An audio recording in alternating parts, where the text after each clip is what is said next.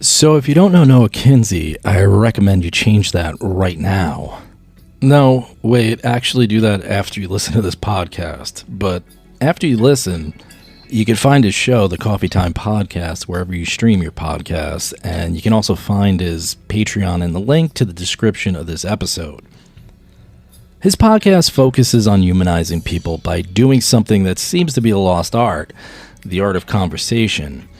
Noah is a multifaceted, thoughtful, and extremely intelligent person whose career has a lot of hyphens. He's not just a podcaster. He's also a creator, a show writer, producer, writer, and actor.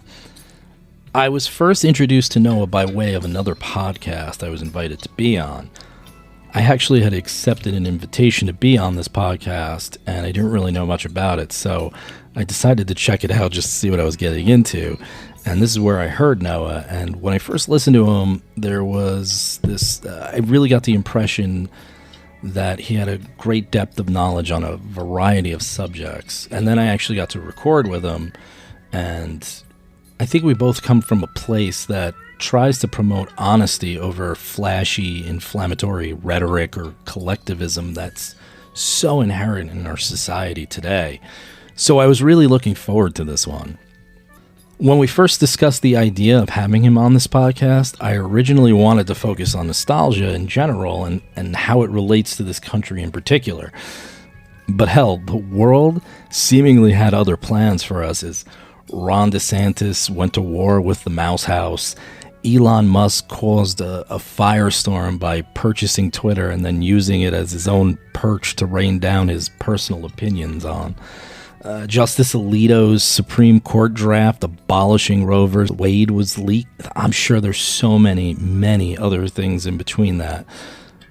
But we just winged it. And while we discussed in depth some of the things I just mentioned, I think what we truly got was just an overall discussion about where we're at socially and politically, the past and the future of democracy in America, the world, and beyond, and why we might be in the timeline where Biff stole the Sports Almanac.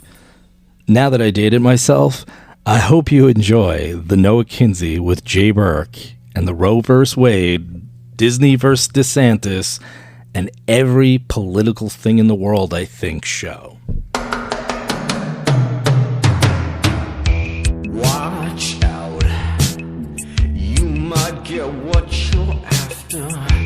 Cool, baby, strange but not a stranger. I'm an ordinary guy, burning down the house.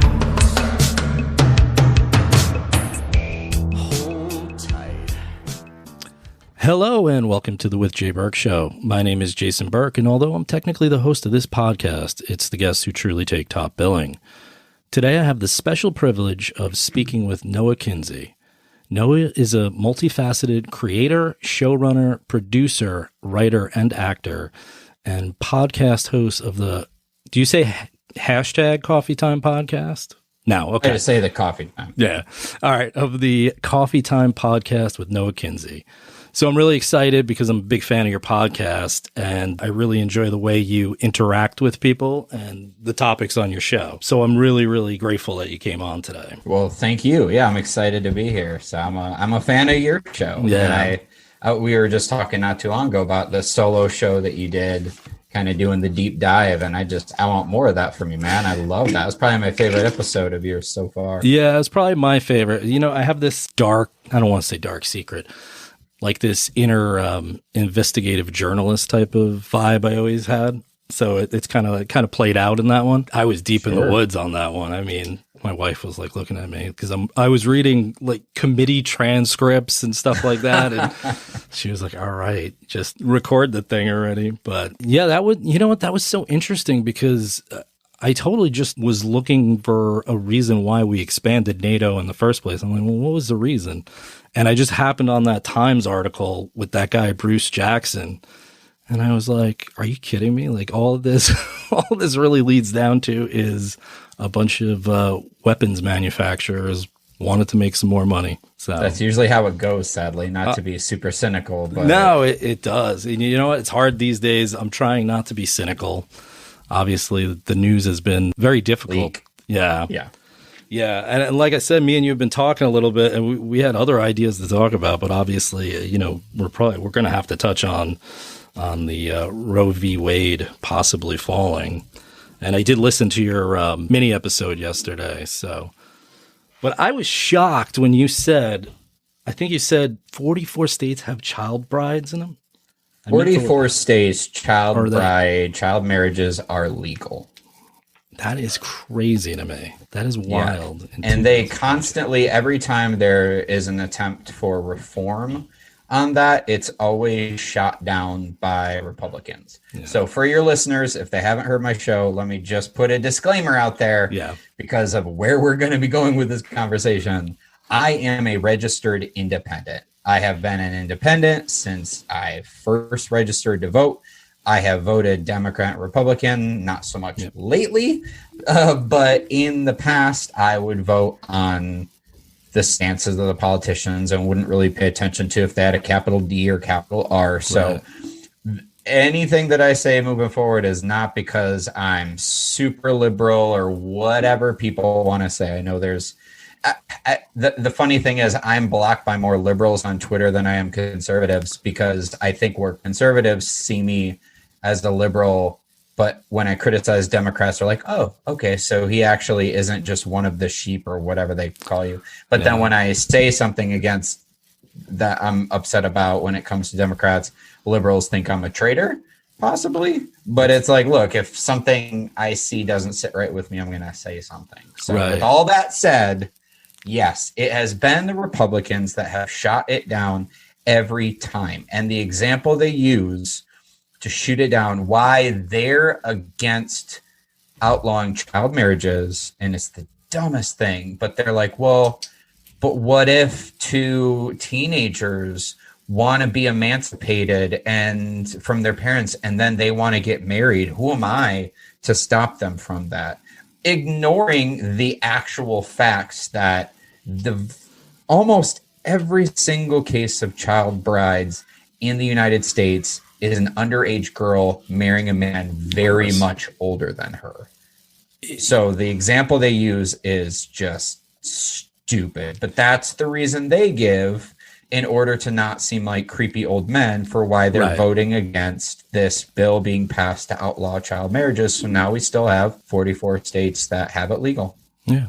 Well, you know what? I meant to put out a little disclaimer too, because most of my life, I actually grew up in a very conservative household. I'm in New Jersey and we're mostly a blue state, but I'd say we have a lot of middle ground in New Jersey. You're blue collar, blue state. Yeah. Yeah. So I grew up in a very conservative household. I voted mostly Republican for most of my life. And it's really over the last, it was a little before Trump because I could see some things that I didn't like going on. And I also just became an independent because in my head, I realized that, listen, there's going to be times where you can register and you could be a Democrat and you could say, I just toe that party line. But the problem is they're not always going to be right either. Right. I mean, and there's a time and place for certain types of politics or policies.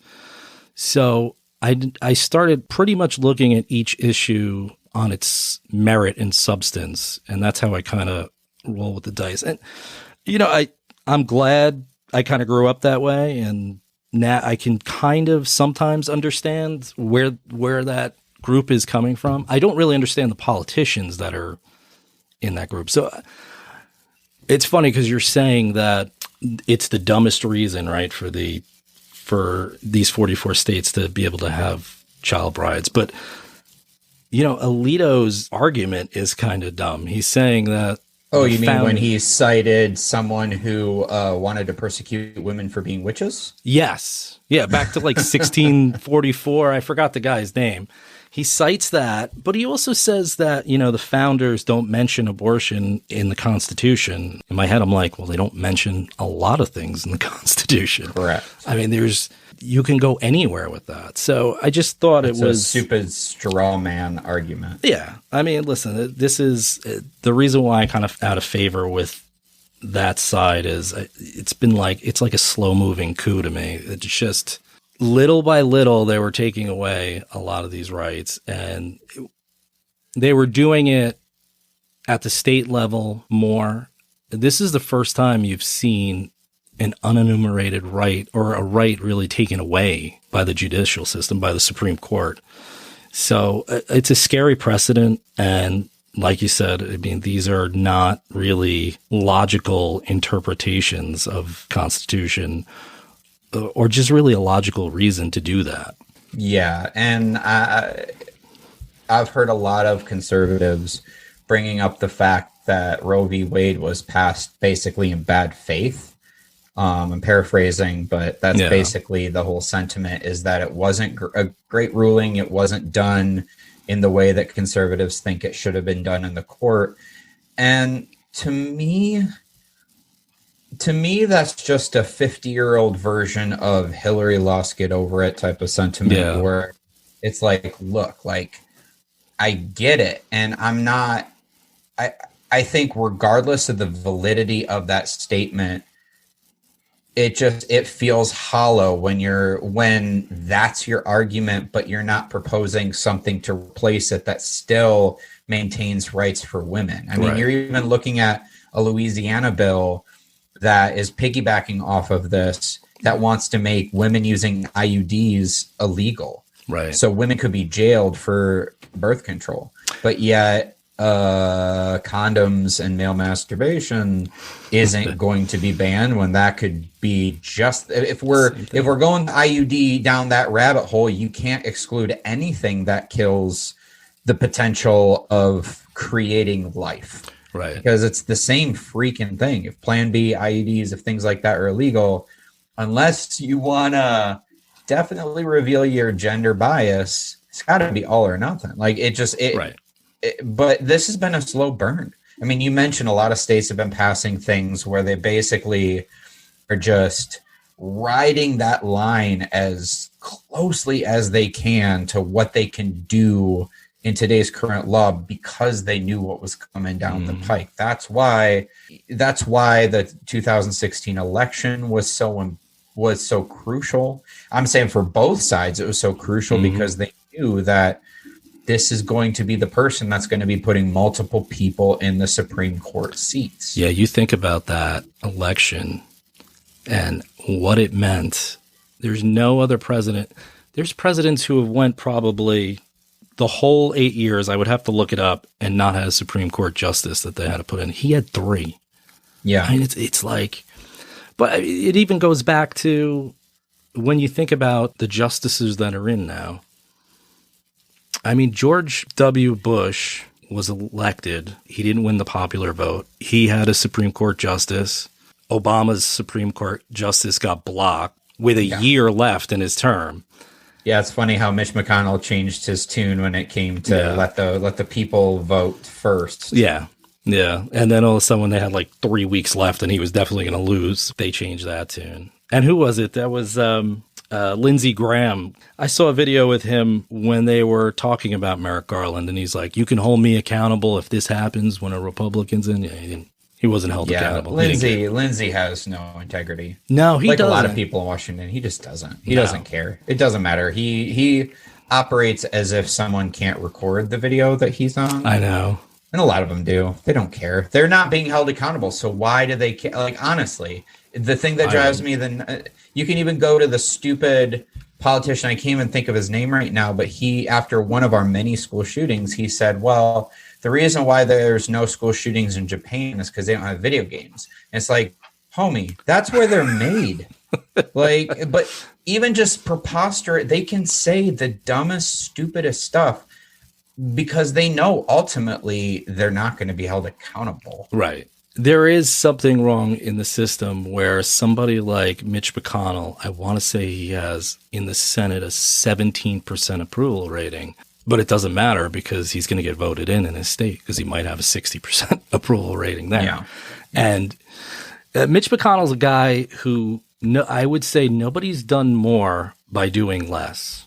And that's how I look at Mitch McConnell. I've never seen somebody who just says nobody has done more with the word no than Mitch McConnell has. Yeah. I mean, he cares about power for power's sake. That's literally what he's about. And when he's done little presentations about he had one where he said the 3 most important things about campaigns and about running, and he wrote on the board money 3 times. Yeah. That is his status quo. He is not there to better our country. He is there to make sure his party has as much power as humanly possible.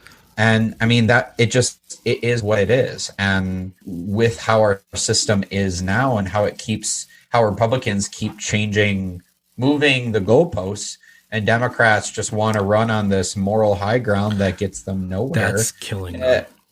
It's absolutely, I don't want them doing dirty tactics either. That's not what I want for this country. But just kind of sitting around and just being like, well, but we're Rocky one of this situation. We're victorious. It's like, yeah, but people's lives, I know your life isn't impacted. When the shutdown happened, you guys you didn't miss a paycheck, but you have to understand, you not doing anything and resting on your high ground, people's lives are being ruined. Right. Well, the Democrats are really funny because they're always on this defensive, and you're right. There's like this moral high ground that they get. I feel like they get pushed into it a little bit, but they never run on any of their victories. I mean, they do have some victories. I mean, I think we created 480,000 jobs this month. Do you hear that anywhere? They don't tout it. No, Biden tweeted it, but that doesn't count. Who follows Biden on Twitter? Yeah, well, that's it. But if it's Trump's going to sit there and say, nobody could have done this ever in my life, and that'll get all over the news. But that's my thing with the Democrats. I think there was somebody, oh God, I can't remember his name. I think he wrote the book Stealing Kansas or something. He was a college Republican who turned away after the Bush era. But he was on Taibbi's podcast, and I was listening to him, and he goes, if the Democrats just passed one law that would help people, they'd probably win all the time. He's like, if they could just get something through, he goes, it's like they don't want to win. That's how it feels. It really does. I mean, where's the Build Back Better bill? Where is it? I know. What has been done with it? Nothing. That's another flaw in the system. That one man that you've never heard of before the last 2 years. All of a sudden, Manchin has all of this stuff. Yeah. My problem with Manchin, I wouldn't care. And listen, this is where I do like some republicanism, is the idea being a steward over the money and saying something like, well, we can't just hand out the money. Let's take a look at it. I don't really have a problem with that. What I have a problem with Manchin is I feel like he's disingenuous because he keeps moving the goalpost. Yeah. Every time they would give him something, he would be like, well, and he had another one with ridiculous reason. He got rid of the child tax credit because he said some people will use it on drugs. And it's like, yeah, all right. I'm sure some have. I'm sure. But there's overwhelming statistics that show that child poverty decreased by whatever it was, half because of it. And that's my thing with him, is I just think he's really disingenuous. I think he's probably bought out. And he's bought out by the coal companies in his state, in one of the most impoverished states. He's, he talks about really looking out for his constituents in the interview that he started when he got off his yacht on the way to his Maserati. Oh, I remember that. That it boggles the mind, because he does move the goalposts all the time. And even recently, you have Kristen Sinema saying that she really cares about women's rights and all this stuff, but then when it comes to changing the filibuster, she's just not going to move on it. And I'm sorry, but words just are meaningless when it comes to politicians. We need to see actions. And if you're not willing to do anything, you wagging your finger just how does that help anybody? Yeah. Well, the filibuster is really one of the dumbest things that Congress has. And for a bunch of people who want to take the Constitution at its word, where is the filibuster in there? Where does it say that that can happen? That was slavery based. Yeah, well. Yeah. That came about because of that whole thing. Yeah, I know. That was, that's the Electoral College for you, too. I mean, a lot that's of that as well. And it's getting even scarier when you're looking at statistics and you're looking at the majority. What was it? It was like 70% of Americans in the near future are going to be living, I think, in 7 or 9 states. Yeah. But yet they're only going to have a fourth of the representatives in Washington because of how all that, both Electoral College, but also, how the districting and all that stuff. And you think about it, your state really doesn't have equal representation at the Senate level because you have 44 million people or something like that.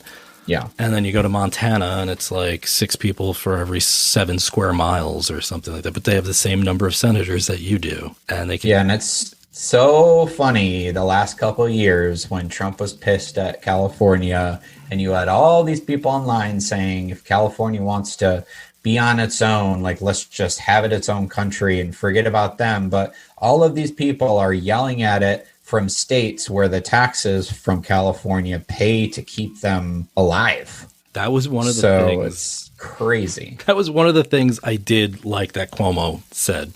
Obviously, he got tainted by a lot of things. He's garbage, but I did like some of the stuff. Well, I just liked when Trump went after him that he said, no, it was when McConnell went after him. And he said, right. He said, well, my taxes are paying your state. Why don't you give me back my tax money if you don't want to give us money? He goes, give it back.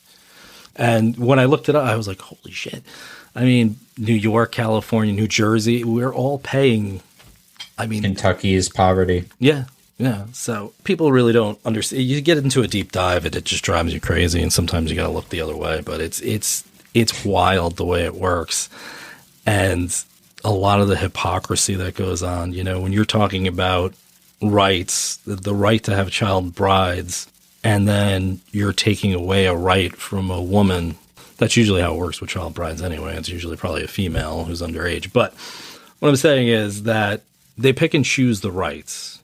Mm-hmm. And the whole idea was always supposed to be, there was that big Tea Party movement for a while, and they were supposed to be like, that was supposed to be like a libertarian movement. And I used to I kind of in on that. I've flirted with so much stuff. That was always about maximize it. Well, so I actually think romantically that's probably the best system, right? It sounds the best. My problem with something like a libertarian movement is corporations and people, it's just too big now. So that works at a small level very well because you think about it town to town, right? If you had back in the day, you had one town doctor or 2 town doctors and you had the meat guy and the doctor would go see the guy who makes, cuts the meat and whatever, the butcher. It took a long time to get there. Goes to the butcher, right? The butcher has incentive to give his doctor good meat because he doesn't want to get bad medicine.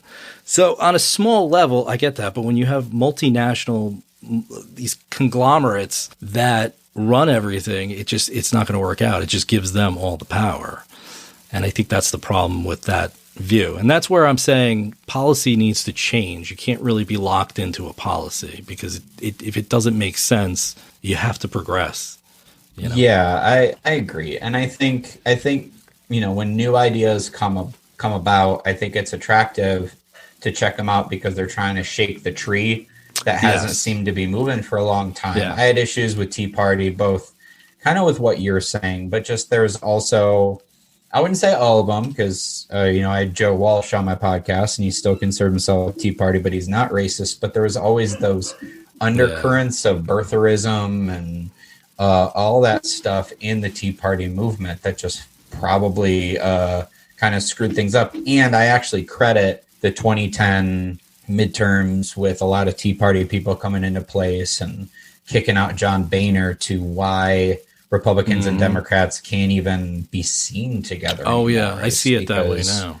there's a lot of enemies there. But yeah, like, look, like I went to a college that literally peace studies was a major. It's something you could graduate with a major in. I don't know what the hell kind of career you could do with that other than just volunteering, which doesn't exactly pay the bills. Right. But it's on the opposite end of the spectrum. There are, super liberal ideologies that sound nice.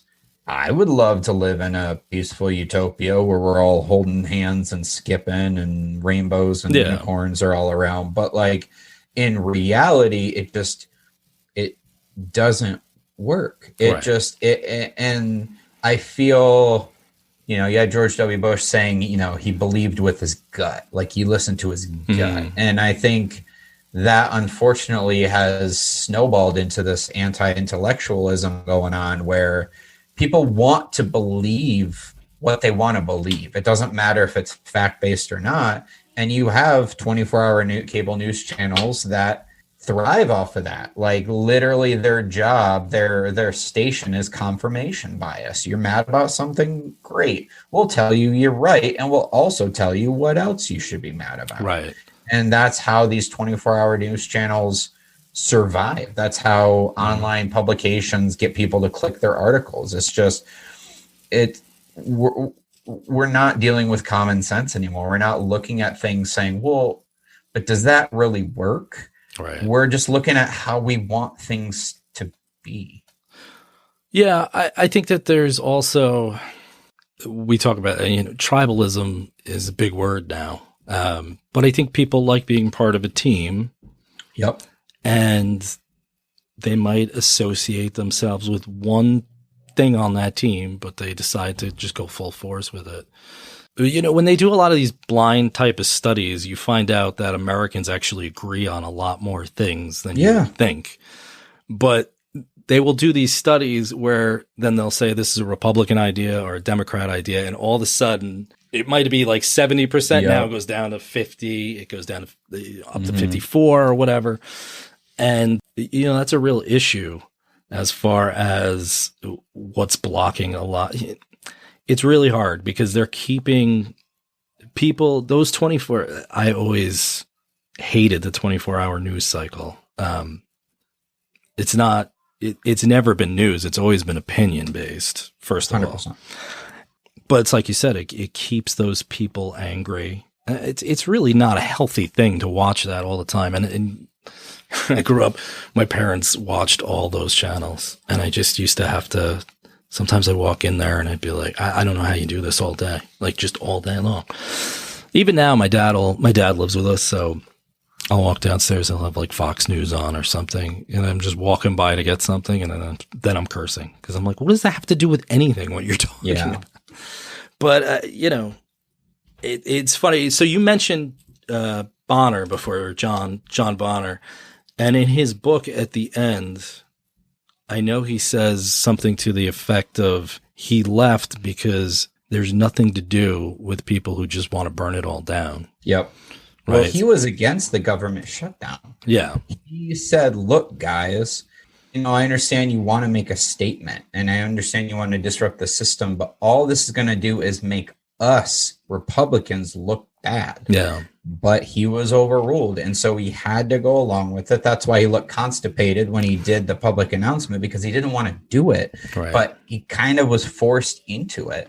And sure enough, the only people, other than us citizens, but the party that got the most heat for it were Republicans. It made them look really bad. And he knew that was going to be the case. But it didn't matter. He had just, people who just want to watch the world burn. Yeah. Yeah. I thought that was really interesting, but it's also a disingenuous thing, right? Because you sit there and you obstruct everything, or you underfund it or you defund it. And then you sit there and go, look, government's the problem. See, we told you it's the problem, but you're never giving it a chance, so it's very disingenuous to me. But it also drives me nuts because they throw around that socialism word, and I'm like, yeah, we do have socialism. You're right. The top corporations get socialism. They get bailed out all the time. Elon Musk has gotten a ton of subsidies for Tesla and his other companies. Yeah. Well, even with the PPP loans and things like that, then Tom Brady's company got like $1 million. I remember the Lakers. Bought a boat? Yes. And the Lakers, they gave the money back, but it wasn't until it was an uproar. I remember they got like $4 million from it. Johnny Rockets took out a small business PPP loan, a few others. But the reason that Johnny Rockets and the others got busted is because they're publicly traded companies, so they have to release the financials and have to have those visible. Who knows how many private entities did that and were never busted for it, because the way the system was set up was so clunky and just not done right. So where do you see this going in the next few years? Everything with the government, with Roe v. Wade, we were going to talk a little about Disney, but that seems so far in the background now. Oh, we can, because I think also it's still performative. Yeah, it's also performative. You're looking at that. I think I was worried about Roe v. Wade when it came to like Kavanaugh, Gorsuch, and Amy Coney Barrett, because I knew that was something that they wanted, because that's specifically why they were chosen. Yeah. And seeing how Kavanaugh lied about the definition of boofing in his hearing, I didn't really take his word on anything else. Yeah. They committed perjury. They did. And Clarence Thomas's wife was trying to help with the insurrection. Oh, yeah. And it kind of sucks that John Roberts wants an FBI investigation into who leaked this document, but not an investigation on Ginny Thomas her contribution to the insurrection. Yeah. Sucks. But I kind of knew that the Roe v. Wade thing was going to happen. I think, okay, two parts. So I'm kind of going to go down the rabbit hole a little bit. So Republicans, I do not believe that the vast majority of Republicans thought this was going to happen. I actually agree with that. I do think, because a lot of times, and you saw it when they had the majority, when the first 2 years of Trump's presidency, and the conservative side, like the super conservative, like all these groups kept fighting, where it was even hard for them to pass anything, because there's so much infighting, because the GOP thrives at being the shit stirrers. Yeah. They thrive on being the underdogs, or if you want to go with their silent majority aspect of it, being the martyrs in Washington. But when they're in charge, you kind of see the emperor has no clothes type of thing. And with this, it's so easy. Ever since Reagan assembled the evangelical vote, it's been so easy for Republicans to play on religion and play on conservative Christianity. And so, of course, they're going to focus on pro-life, because, Catholicism. That's a huge thing. That's very closely, when it comes to the politics, aligned with evangelicalism. And so they're going to play that pro-life card all day, every day, because 70% of Americans actually support Roe v. Wade. I think they were hoping to always campaign on it, because you can piss people off to vote for them. But now they're at this point where it's kind of like when the dog catches the car, then it's like, well, shit, what now? I didn't really think this through. I didn't think of the next step, what I'm supposed to do. So I think it's a problem for them. And I don't really necessarily think, while they're publicly that's why they're publicly angry about the leak, is because they, for one, I don't know if it really helps them that much to be gleeful that this is happening when it comes to the midterms. I think that's what they're afraid of. And if this was to happen, they probably would have wanted it to happen next year. Yeah. Because I don't know if it's going to move anything when it comes to the midterms, because the thing with Democrats is they sure talk a big game, but kind of forget to go and vote. Yeah. Yeah. They, especially for the midterms, right? Especially midterms. They got galvanized. Listen, the presidential election, they were galvanized because of Trump, not because of Biden. So correct. The last time they were really galvanized was for Obama. because he was popular, but they didn't come out for Hillary, not in the same droves. No, I voted, just full disclosure, I voted for Hillary, but I needed like 5 showers after I did too.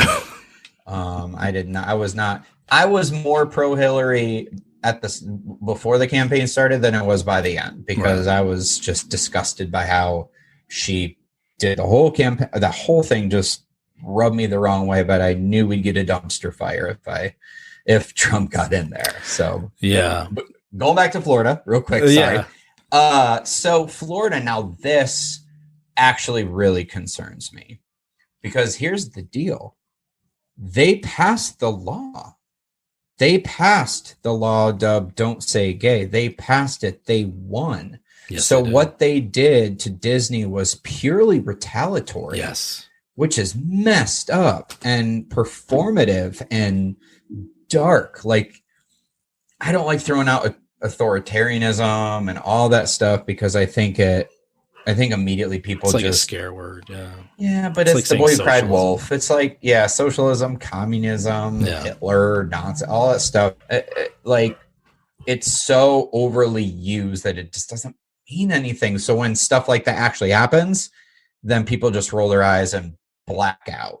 But this really worries me, because this is the government retaliating against a company just out of spite, out of company that not too long ago, Mitch McConnell helped pass a law saying that they're a person. Yeah. So, but it's performative. It's because Ron DeSantis wants to run for president. Right. But what it does is it actually hurts the Floridians. You have now this debt. Yep. $1 billion, a company debt. $1 billion.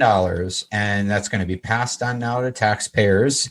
Property taxes for the majority of Florida homeowners is going to go up $2,000 next year. Yep. Like, all this does is hurt his own people, but because it's performative and because these people are just angry and, like you said, they're tribal, they're going to be applauding this.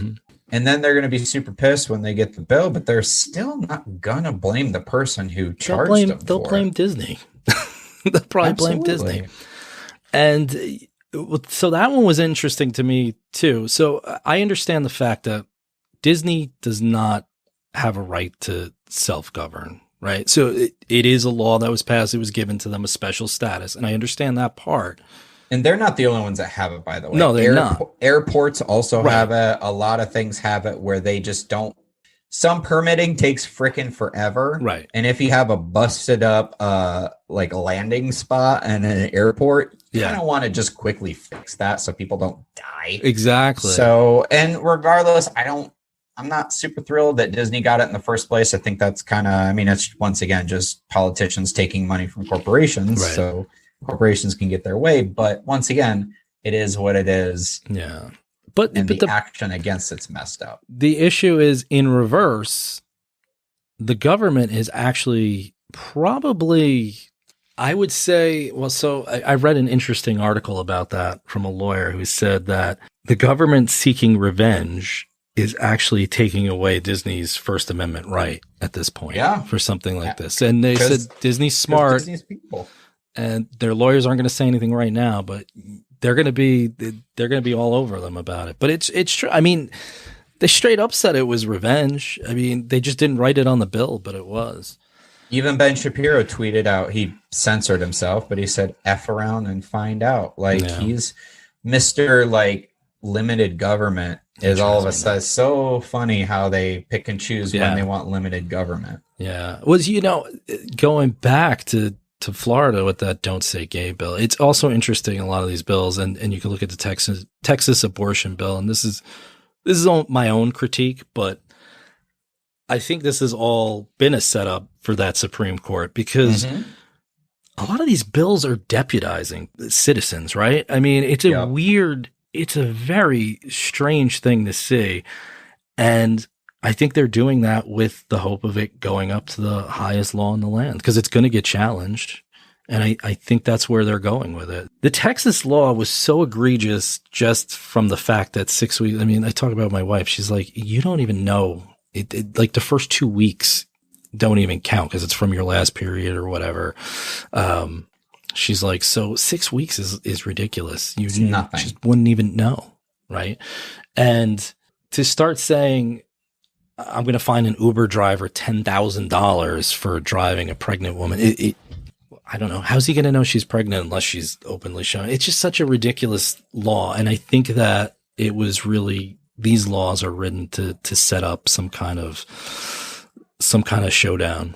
And that's what I think is happening. Well, yeah. Once Roe v. Wade is overturned, anything that was going to be challenged, if it now is okay, is just immediately going to be dropped. Well, did you see Abbott was saying he's going to try to challenge funding illegal immigrants' children in school. In other words, they don't have a right to get an education. That's what he's going for. Yeah. Which makes no sense to me in the fact that then you want a bunch of uneducated people in your town. You know what I mean? Like, that's just cause for a disaster in itself, but that's what he's running on. Yeah, and speaking of someone who did performative stuff that only hurt their state with his the importing all the trucks, making them all stop and all be inspected. Not only is now costing billions to Texas taxpayers, but also cause either $200 or $300 million worth of produce to spoil as they're all waiting to be inspected. No illegal immigrants were found in all of this. But okay, so put a pin in the don't say gay, because I have one more thing to say about that that's super disturbing, that I feel like people are missing because there's enough to be mad about. Right. Like a teacher just got fired for her students asking her sexual orientation. She says she's pansexual, and she got fired because just any type of discussion, you get fired. Too. But when you look at a lot of these bills and a lot of the things that have been passed over the course of, I'm just going to say 20 years, it's probably been longer, but you see a theme from a select group of Republicans that put things in place to keep those in poverty.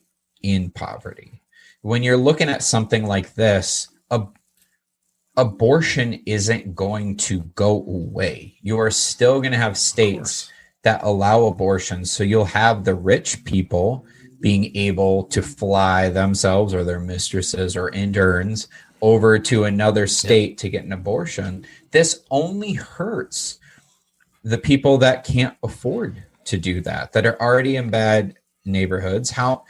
Think about, like, Republicans have been wanting to get rid of Planned Parenthood for how long, despite the fact that not only does zero tax dollars go towards abortion, but most of them don't even do abortions. A lot of them give vouchers. Some do, but a lot of them give vouchers to doctors who do that. But these Planned Parenthood, it's affordable or free healthcare in some of our most marginalized communities, and they want that gone. They don't want to help pay, like, they're pro-birth, they're not pro-life. They don't want any social services for these people. You look at school vouchers that Republicans have been fighting for. All that's going to do is help those with a little bit of money in inner cities and other areas be able to not only pull out their kid, but pull out the funding for those schools. So already these schools that are underfunded are going to be even more underfunded, therefore keeping those areas in deep poverty. So you're seeing this, it's class warfare. So what you're saying about, it just doesn't, make sense, because why would you want people to be uneducated? Look at monarchies, look at how that was set up in the Middle Ages, where the citizens, they know how to read. They knew none of that stuff. It was the royalty who knew how to read. And that was the way to keep people oppressed, because knowledge is power. As cliche as that sounds, it is true.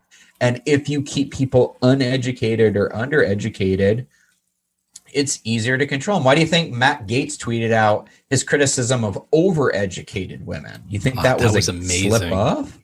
Like, they want people to be uneducated. They thrive. That's what they want. And I'm sorry, but both sides kind of want that. I agree One of with them you. maybe a little bit more than the other. Yeah. But both sides thrive on half truths Right. that just get you with a little kernel, and then they, make a huge ball of BS around it that they want you to swallow, and a lot of us do. Yeah.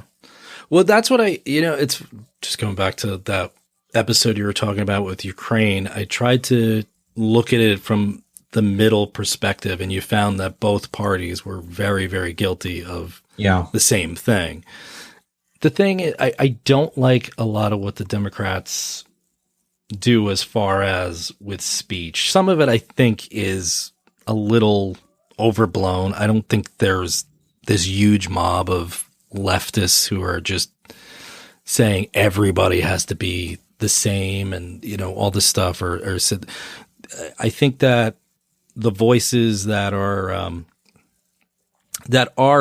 we don't really want out there get out there because of stuff like Fox News or we live in a time where social media and things like that give so many people power, especially these ridiculous voices. I always think about social media in the sense that when I was a kid, nobody believed in flat Earth, and now there's a whole community of flat Earthers. Oh my God. Because they just get together, and now they're part of a team, and that's what social media has done. So I do think, as far as the left, I'm way off my point what I was starting with, but I think that yes, there's things I don't like as far as they used to come off much more open to free speech. Even like the ACLU. Who was the guy who used to run the ACLU? He defended the rights of, I want to say, the Ku Klux Klan or the Nazis who were marching. And he was a immigrant of family that was in the Holocaust. But he said, I appreciate that they have a right to do this. He was like, I don't want to defend them, but I have to. It's their right.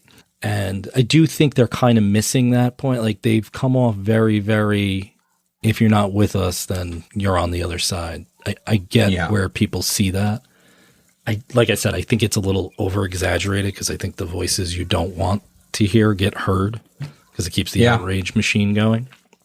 But I look at it from the two sides and I'm like, well, I'll deal with that more than I'll deal because with it's the not other the side. same. Right. The far right and the far left, the extremism that they're spouting is not apples to apples. Right. It just isn't. And I am incredibly annoyed by the far left. Incredibly annoyed. And I just am like, stop. For the love of God, shush. But I'm not as scared of them as I am the far right. Right. Because the far right and that's why I haven't voted Republican for a while, because the far right seems to be steering the ship when it comes to who's running. Right. And it's worrisome that you have, like, the Lincoln Project, I wish was so much bigger. I would love if that was a new political party, but the sad thing is we just have the two. Yeah. And a vote for the third party at this point is just throwing away a vote.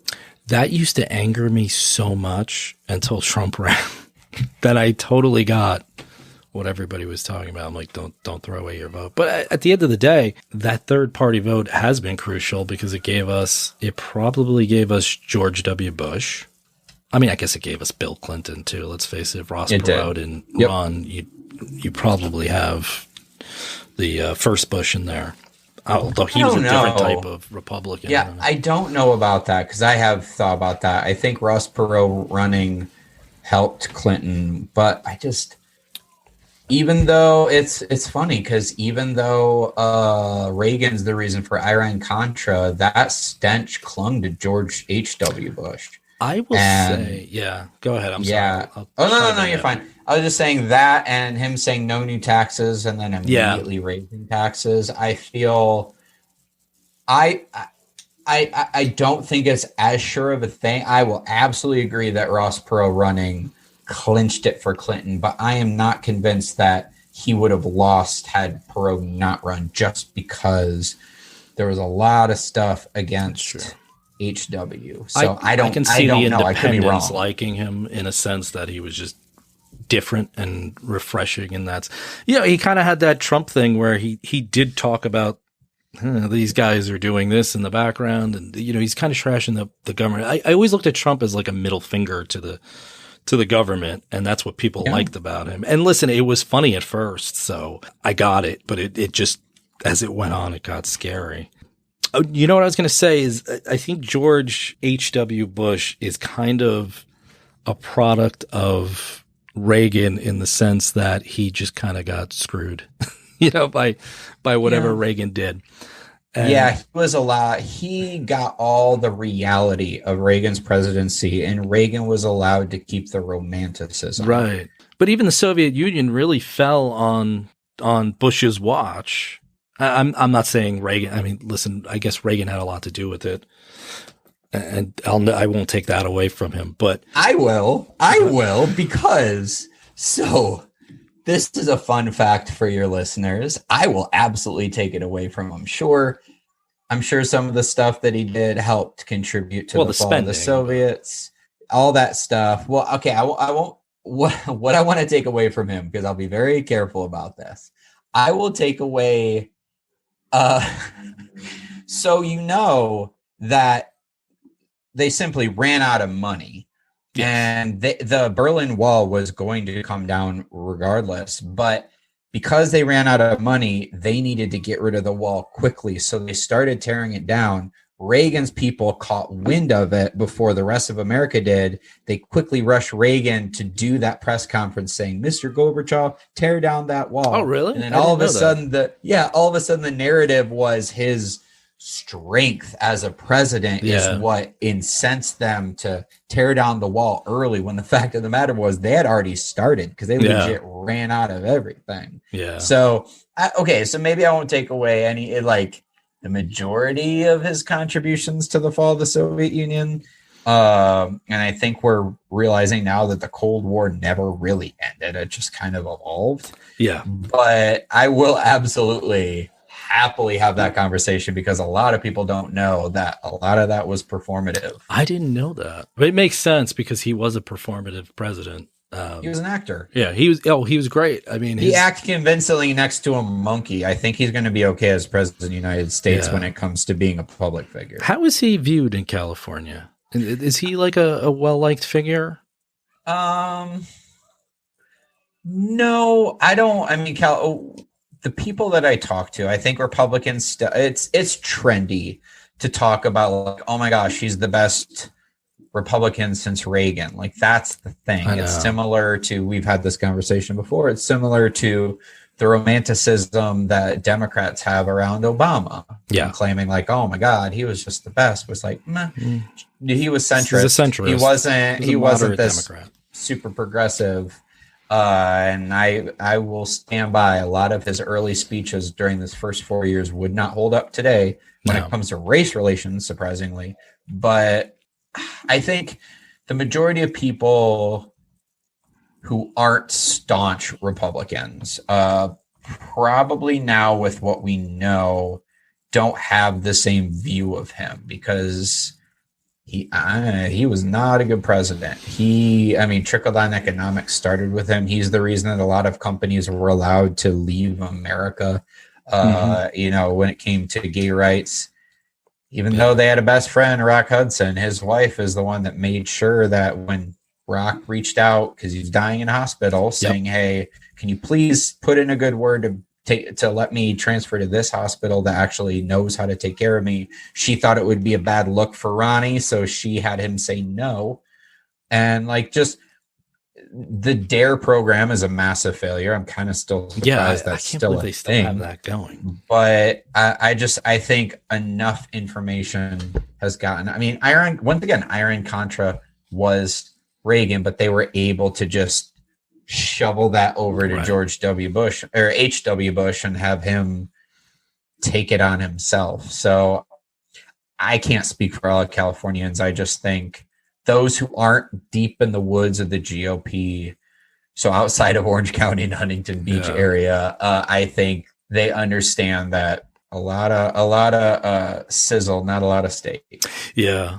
You can look at any bell curve you want, and you'll find that the difference in wealth, it all starts from about that mid 80s point. Yeah. You know, all of a sudden stockbrokers and people, white collar people made, listen, I understand why white collar people love him, because they're outrageously rich, and we still have that.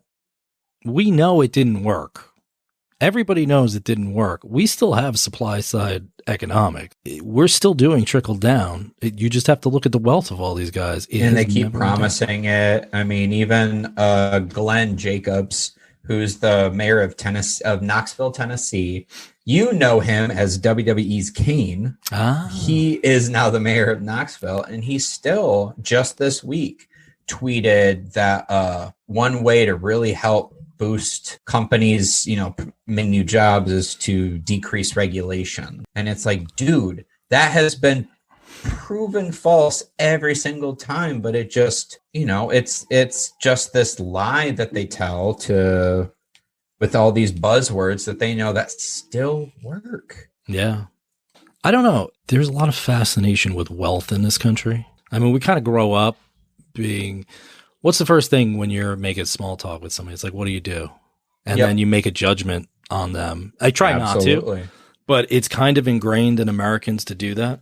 And I don't know if it's this fascination with wealth that maybe that'll be me one day or whatever, but it's interesting because you could just like I said, you could take a look at any statistic and you see what happened in the last 40 years. And that's why I kind of laugh at some of this stuff. If you don't really like what's going on, I mean, you've gotten everything you wanted. Like, you know what I mean? There's neoliberalism won, and we're living in that world. And it's the same thing. It's like, you look at Europe, Bernie Sanders in Europe, he's like a moderate. He's a moderate person. He's talking about healthcare. He's talking about paid sick leave and things and taxes. It's just funny to me when I hear all these complaints about the way America is today. And at the end of the day, since the 80s, it's been exactly the way the right wanted it, as far as tax policy, economic policy, social policy. And I hate sounding, it's like you said in the beginning, we had to put the disclaimer, but it's just truth. I mean, I looked it up everywhere. I like I said, I grew up in a very conservative house. I understand conservative values as far, I understand it from the extent of when they were like a steward of your money. I still understand today saying, like, looking at the PPP loans and being like, well, why did only 30% of this get to the people that needed it? Maybe we should take a look at that. It's the same thing, or with the school systems. I think New York City it's like 25,000 per kid. And it's always like, well, we got to give them more money. But I understand somebody saying, well, why don't we just take a look at the way, I don't think they should take away money, but we could take a look at why $25,000 a student isn't enough. So I understand that part of it. But at the end of the day, you just look and we're in the world that they wanted. It's just simple as that. We are, and we found out that it's not working for everybody. Yeah. But then you have the people who've been wanting this for as far back as they can remember, and they don't want to admit that this sucks. Yeah. Because then they have to admit that maybe they weren't right. And a lot of people do not like to admit that they're wrong. Yeah, I'll say growing up that way, it was tough in the beginning. You just start getting little doubts, but you try to push them down, like saying, well, no, it was because of this. And then it's almost like facing the truth about yourself, right? I mean, it's because you identify with it. But I didn't want to be one of those people. I honestly, my thing is, and one of the things I always wanted to do with this show is kind of find a third option. I think it's fair that if some people don't want something, you make a compromise. We don't have a compromised society anymore. No, we don't. And it's tough when neither side really wants to move on it. But it's also tough when one side says they want to compromise, but it's basically trying to find a middle ground to what rights marginalized people get. And so it's tough to just be like, well, we need to start at a place where everyone's equal, but you have one side that just they're not there. They don't want that, regardless of the fact that it just doesn't affect their lives. And the only time they change is when it eventually does. But by then it's too late. The damage has been done. And but yeah, I'm right there with you. That's one of the reasons why I wanted to do my show is I'm tired of just, if you're this side, you have to say this. If you're this side, you have to say this. And I would rather, when it's the solo shows without conversations with people, I like to do deeper dives on certain topics to kind of articulate it a little bit. Like the Confederate flag episode is one of my most listened to one. And that's because both sides have it wrong. They don't know the context. So I want to give the context, because regardless of what your opinion is, your opinion should be based on context. I've had some, that's one of the things that always drove me nuts. Even if I was conservative, that argument with the Confederate flag. Listen, I get you have a right in your own house. I've just never understood the reason why all those statues are there and the Confederate flag is there. It was to impose your will on somebody. Yeah. That's all it was. We know it. Yeah. And it's funny. I think Jefferson Davis, who was the president of the Confederacy, actually said he didn't want statues. We need to just heal. And that's where I've gotten into arguments with people. I'm like, well, it's not like they lost the Civil War and then they went up. They waited until, these Jim Crow laws and things like that. Jim Crow and the Civil Rights era, the two times where the majority of the monuments went up. Yeah. I mean, that's not a coincidence. No. And if someone's mad about one of them coming down, I usually ask, what about that specific statue? What does that statue mean to them? Right. And then they can't answer, because the fact is they don't know about that statue. They don't know about that historical figure. Well, they usually quote that. They'll be like, well, it's history. And it's like, what's the history of it? Tell me what that is. Also, when did that go up? Putting that up? Probably the Daughters of the Confederacy, who were a very racist group who put them up, a lot of them on the grounds of court buildings. Yeah. And this flag that we associate with the Confederacy as the Confederate flag, that wasn't even one of the 3 flags flown during the war. That was literally put up as an FU to the federal government when desegregation was put into place. That's literally when it went up, with Strom Thurmond and all of those people literally putting it up as an FU. It's a direct racist response. That even though the government's trying to give you the same right as us, you don't have the same right. Yeah, remember who you are. That's the history of that. And it's very insidious. Yeah, and I never understood. I said, God, I used to work at a place and they were talking about that and saying it was history. I said, yeah, that's why the Germans fly all those Nazi flags, right? And they did this face at me, and I was like, oh, that's right, they don't. I was like, you know what? Because losers don't usually have monuments and flags made to them. It doesn't make any sense. And I always ask people, I'm like, when's the last time you saw a loser get their own flag and their own monuments all over the place? It doesn't happen. And honestly, to have it on a courthouse or a government building, to me, is disrespectful to the United States, because it's a sign of them. It's the Civil War. I mean, they were trying to secede. So it never made sense to me. It's a traitor flag. Yeah, it's literally a traitor flag. The people who fly their Confederate flag next to the American flag, I only assume in their bedroom they have a humidifier and a dehumidifier going at the same time. I don't know what else to assume, because that's basically what it is. Yeah. So you had said, go ahead. I'm sorry. No. You go. No, I was going to say, you said you wanted to go back to, yes. I don't know if it's Don't Say Gay or Disney. Okay. Yep. Don't Say Gay. Because this is a part of it that a lot of people miss that really bothers me. I didn't even cover it. By the way, this isn't, I don't want to say it's an exclusive, because obviously it's in the bill, but This is not in the episode that I did on Don't Say Gay. Mm-hmm. So this bill also affects how counselors are able to help children. Yes. In a way that's really freaking disturbing. Yeah. So basically what it does, and this goes, by the way, this goes beyond any talk of sex. This is literally, so schools give a list of all of the services that are available to kids when it comes to counseling and everything like that, that is just there for the child's well-being. And parents can opt out of any of it. Right.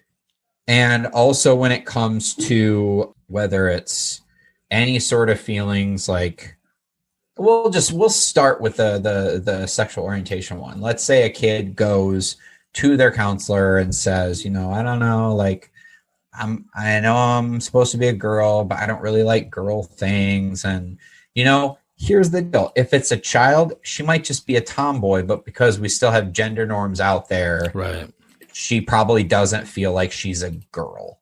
So in the past, what a counselor would do is just be like, oh, it's okay. Just be you. Like, don't worry about that. Just be you. Well, now if a conversation like that comes about, they have to notify the parents, and the parents tell the counselor how to respond to the kid. So now if the kid has questions about anything, so the kid went somewhere, there's a reason that kid didn't go to their parents. Right. Okay. Like let's not pretend that we don't realize there's a reason that kid did not go to their parents. Right. And you know what?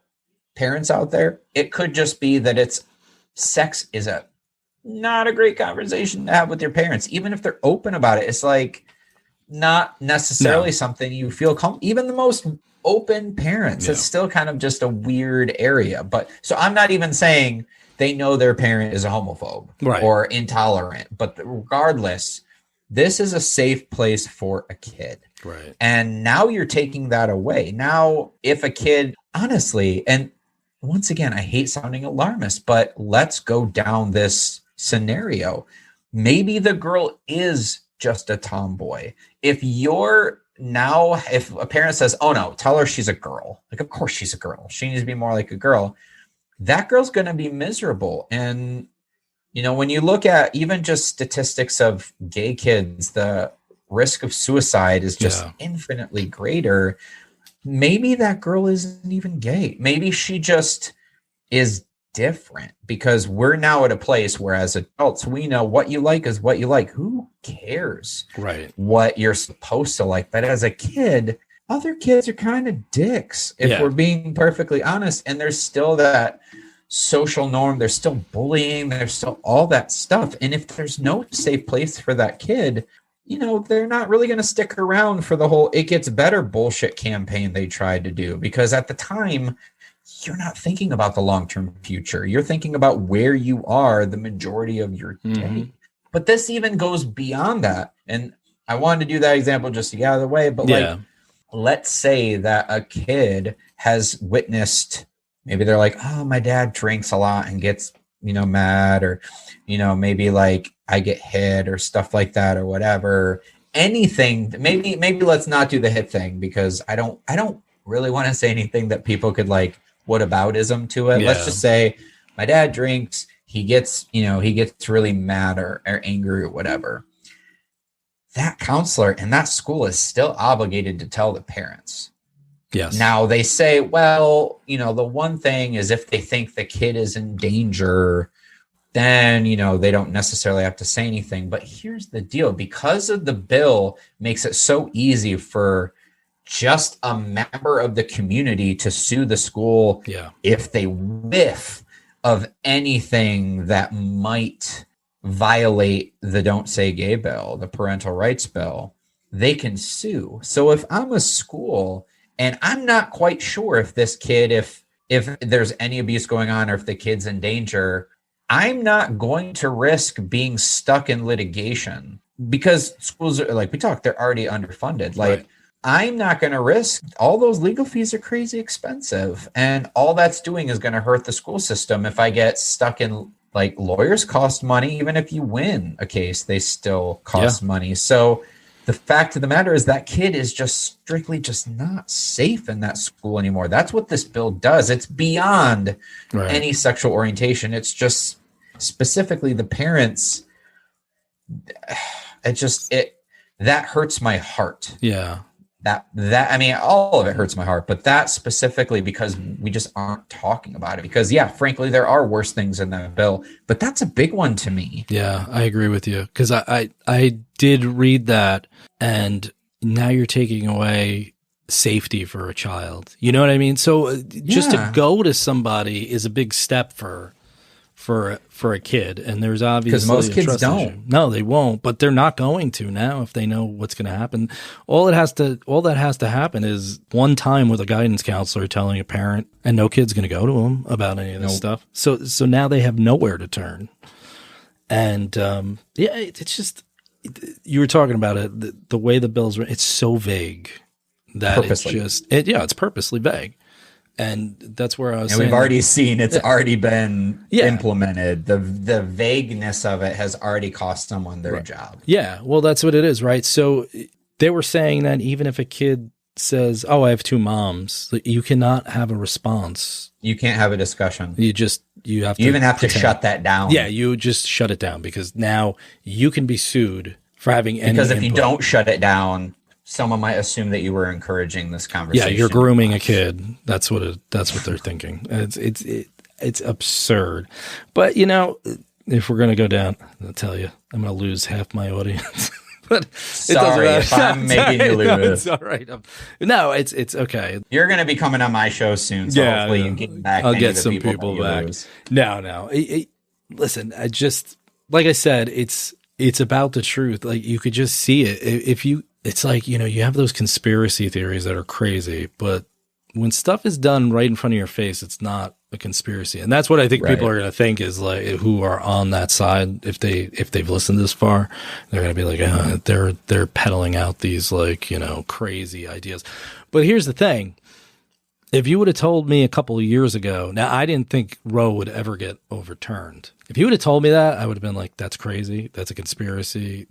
I kind of was with you, where I always said, I'm like, what are they going to run on? That they're never going to overturn it. And the fact that that's happening in a lot of these bills is why I say it's kind of like a slow moving coup. And I think it's the last vestige of this.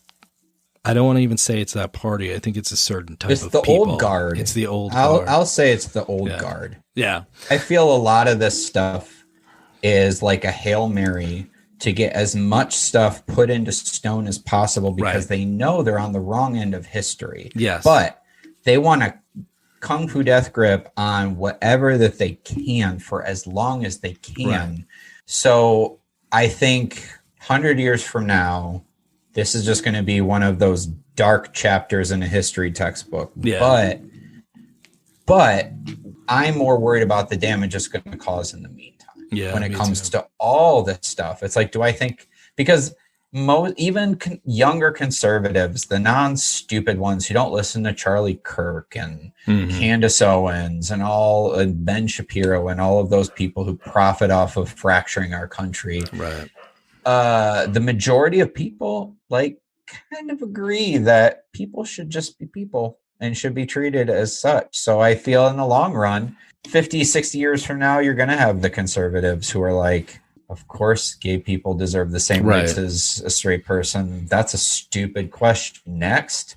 But for the meantime, my God, like, so many people that need to be protected out there that we kind of thought were finally acknowledged. Yeah.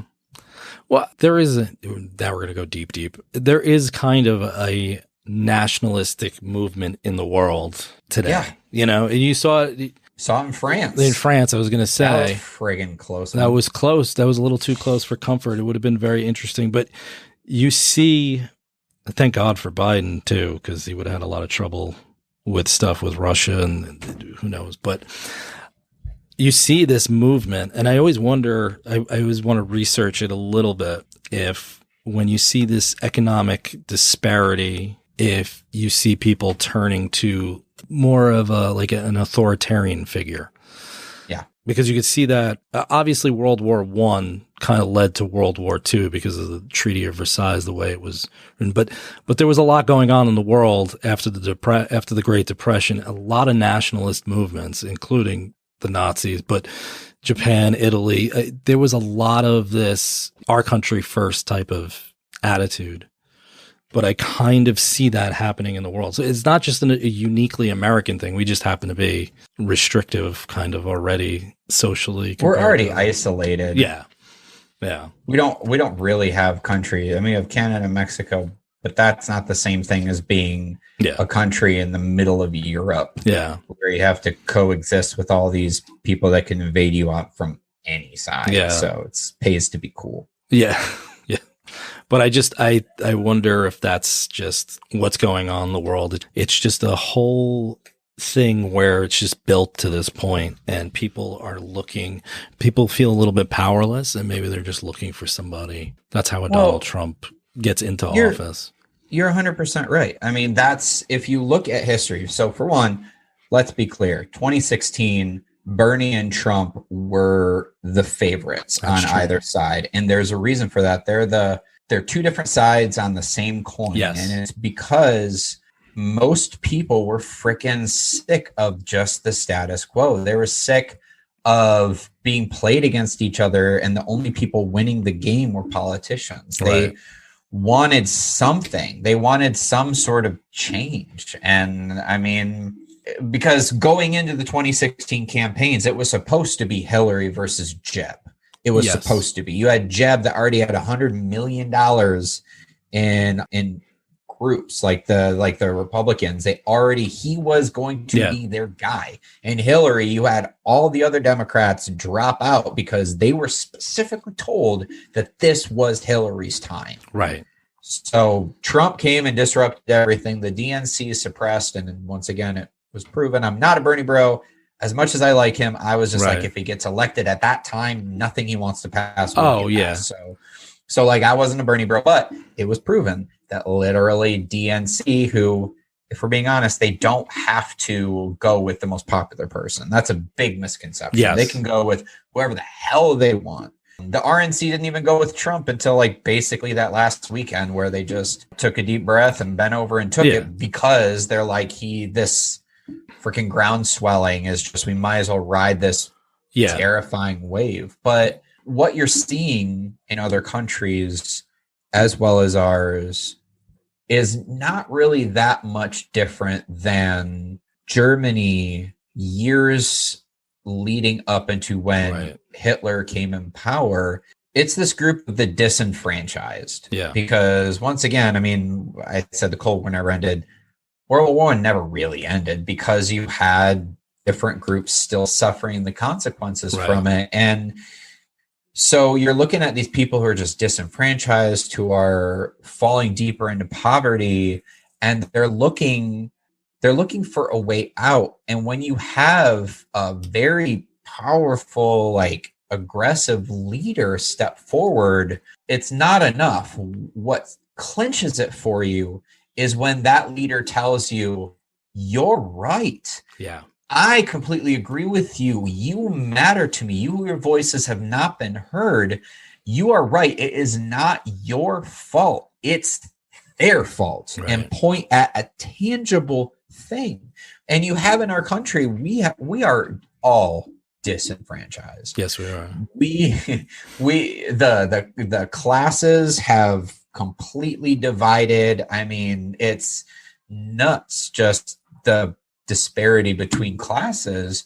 And you have the Democrats who are like, well, you see, it's like this because this and because this and this, and it's just, we're in this together. We have to like blah, blah, blah, like all this stuff that's like, okay, but like trying to make someone understand why we're where we are isn't enough. You need a call to action. So you have Trump saying, you guys are right. Yeah, this is bullshit. 9/11, like that was terrible, but we shouldn't have gone into Iraq. Like he's listing all these different things. He's like, oh, you're losing jobs. So let me visually point out a group to freaking blame for this. And that's immigrants. Yeah. And people are so desperate that they're just like, okay, sure. I mean, I'll try it. Like everything I've been doing so far, like you're saying that. I'm not hearing a Democrat give any call to action. They're telling me that times are changing. You know, you say the reason that most jobs are being eliminated, or a lot of jobs are being eliminated, is because of automation, which is the absolute truth. But here's the deal. I don't know if I'm allowed to swear on your show, but regardless if that's true, which it is, but regardless, so what the fuck are you going to do about it? Where does that leave me? You have coal miners. There's more Arby's employees than there are coal jobs. Right. But, and of course, they're all like, that's a dying energy source. Even when Trump bailed them out, all those owners did was take the money. They still closed the coal mines and they didn't even pay their workers. So none of that money went to the workers. But here's the deal. When you have Hillary and other people say, well, you should just learn another skill. Yeah, like, well, that's... Thanks, dick. Yeah, like, exactly. Great. That and I'm 50 years old. I'm going to go pick up a new skill and get a job that pays me that well. In the meantime, how am I going to make money? Like I'm living off of food stamps right now in an area where food stamps don't really buy me much. Everyone I know is dying of cancer or other things. Like telling me to freaking enroll in University of Phoenix, that's not exactly saying that you really give a shit. And I'm not even saying she's necessary. Like, of course, if your industry is dying out, you need to learn something else. It's not the substance of what they're saying. It's how it's being said, who's saying it, as well as like, what are you going to do to help me rise up? You know, so you have Trump, that's this visual dude that can just absolutely point at a group that the majority of his voters maybe have never seen, you know, like they're in areas where that's not really necessarily a thing. And we even learned when ICE went all crazy and deported a bunch of people, nobody was picking up those produce jobs. So a lot of produce spoiled. So those jobs are readily available. Just nobody wants that specific. Well, that's what Reagan basically gave them amnesty because he said that. He said that fruit spoils on the vine because Americans don't pick it. Right. I mean, even George W. Bush was pro-immigrant. Like that he was the compassionate conservative. That's right. Yeah. So you see this all through time. And honestly, if Macron wasn't such a pretentious dick. His spot wouldn't have been on the line. Like, let's be clear. They didn't vote for Macron. They voted against Le Pen. Barely. She got like 41% of the vote. Like, that's scary. If that isn't a call to action to say, hey, dude, gotta rethink how you govern. I don't know what is. I don't know what's going to wake progressives up, because honestly, the majority of what progressives stand for is what the majority of people agree on. It's just the way they carry the message and the way that they just roll over and take it.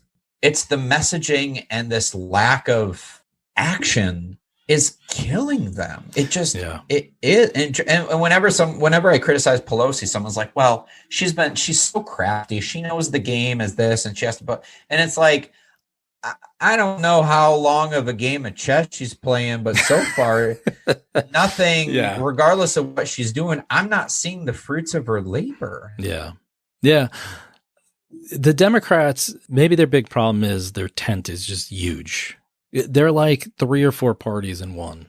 And the Republicans are very steadfast. You know, they all pretty much lock in step. Now they forced a lot of the moderates out of there, is what they did, to be lockstep. But the Democrats still have a bunch of different wings. And you're right, the leadership is awful as far as Pelosi and them. And I don't know if you listen to Andrew Yang or any of those, he was always bashing the way they ran that. Yeah, but he's kind of a dummy too about some stuff. I actually I like him, and there's things I don't agree with him about. I was always kind of worried about the automation issue.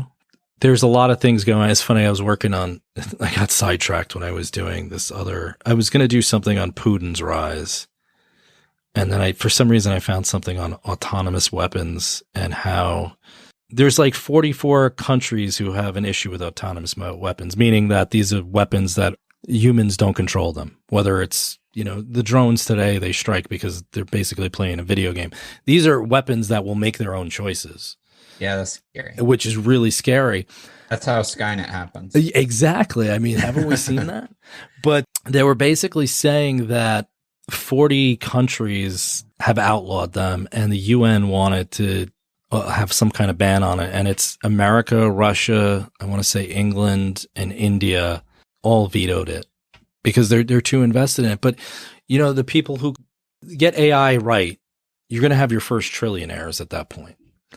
And then you're going to see economic instability like you wouldn't believe. So that's where his message resonated with me a lot. I mean, I don't 100% know if UBI would fix something like that. Although I kind of get the idea of UBI in the sense that I make an investment in the government and then I get something out of it.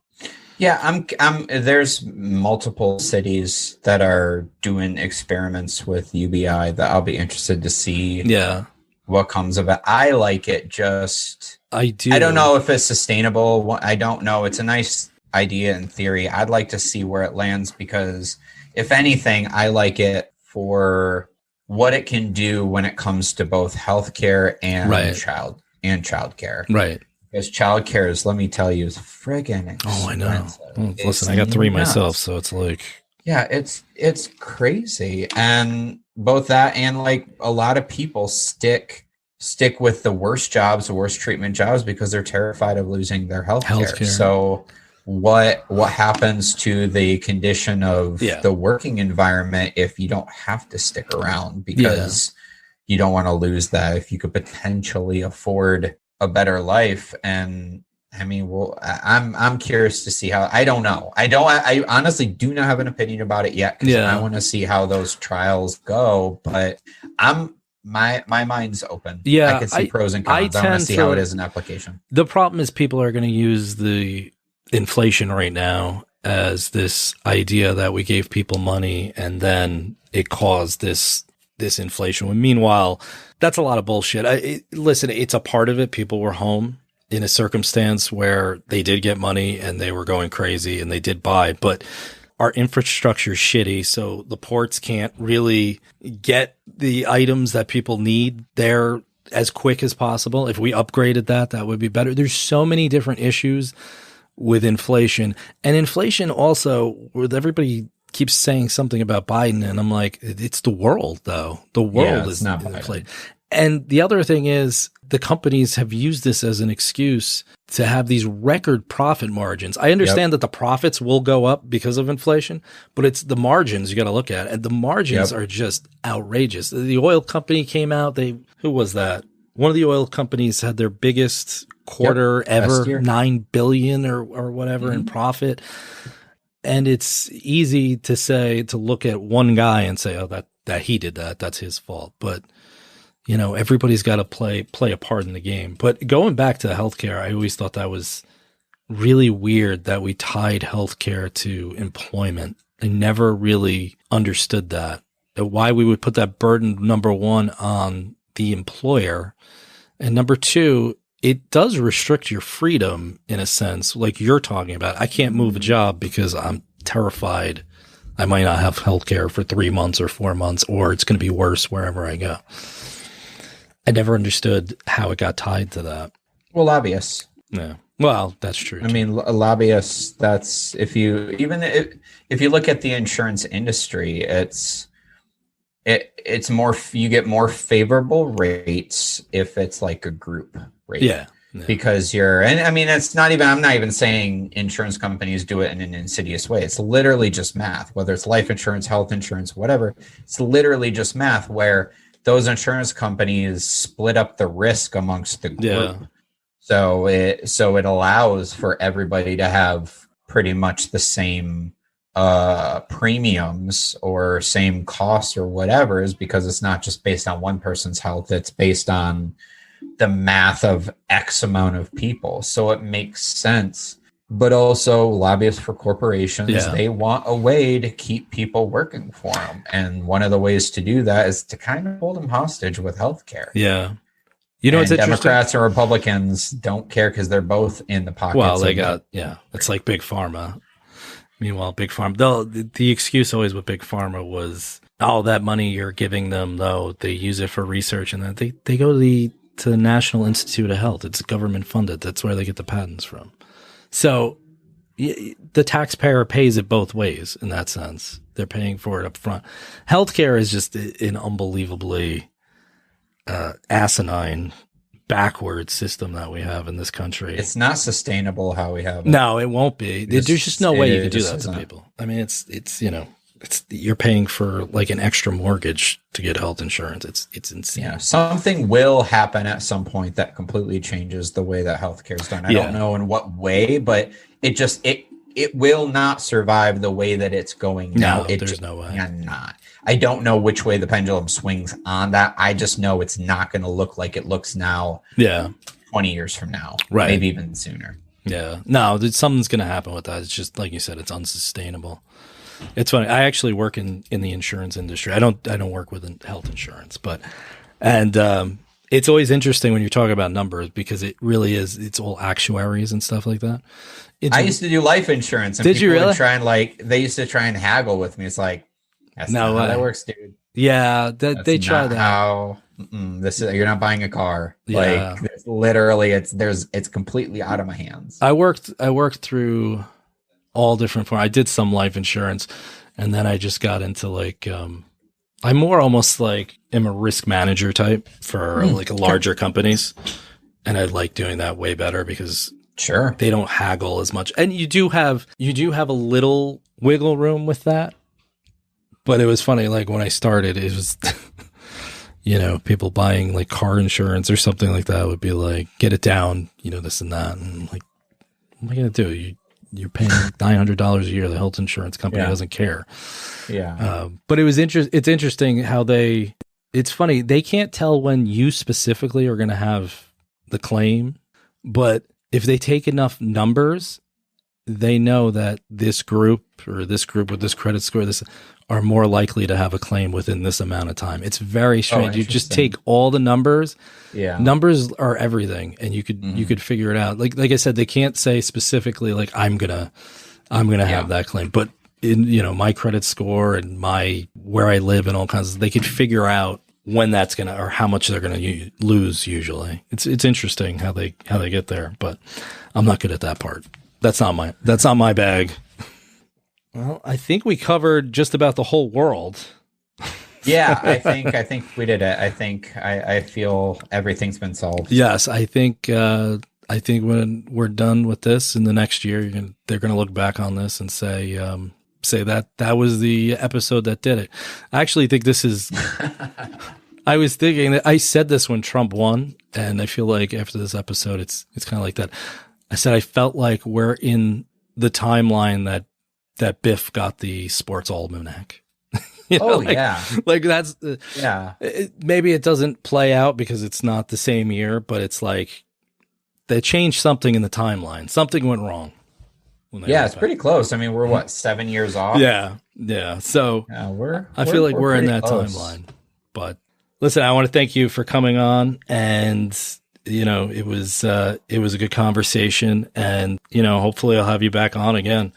I'd love that. And you're going to be on mine here pretty soon. Sir. So we'll get that figured out shortly. So I had a blast. I was really looking forward to that this week. Coming up, I'm like, this is going to be a good conversation. Yeah. It is so funny because I was trying to narrow it down to a topic, and then it just snowballed. And I was like, you know what? I'm not even going to take note. I'm just going to wing it, and we'll go from there. Yeah, it's kind of hard to pick one when the world is on fire. Yeah. When every day something new happens, it's like, right. Yeah. When I think about I didn't even cover Musk. He's like so far out of my range at this point. It's like, just buy it. Just do whatever you want. Just we all know it's not going to be good. Yeah. For buying it. Just do it. Yeah. Nothing's good right now. Yeah. What's one more thing? That's it. So hey, if you want to plug yourself, go ahead. Sure. Well, my podcast is called the Coffee Time Podcast with Noah Kinsey. It's the podcast that humanizes people. So I have a range of people on there talking wrestling. Upcoming, I have an episode with EC3. He used to be TNA, WWE, and now he has his own promotion called Control Your Narrative. So I had him on the show. I had Joe Walsh. We talked about that.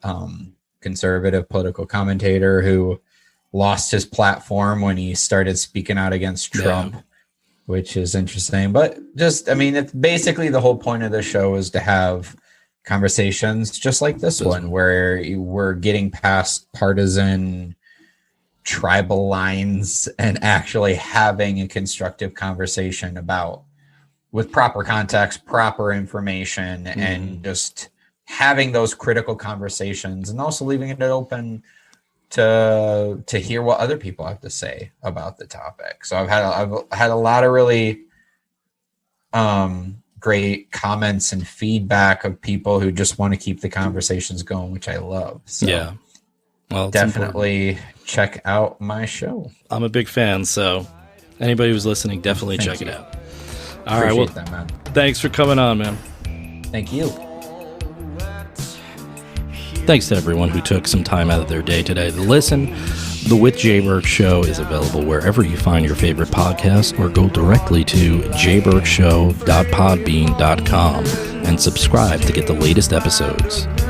I know it may not always be a straight line, but I hope we'll see you again to take the journey and escape the wild for thoughtful excursions into the world of ideas across politics, technology, pop culture, and all realms of civic life. See you soon. People on their way to work say, baby, what did you expect?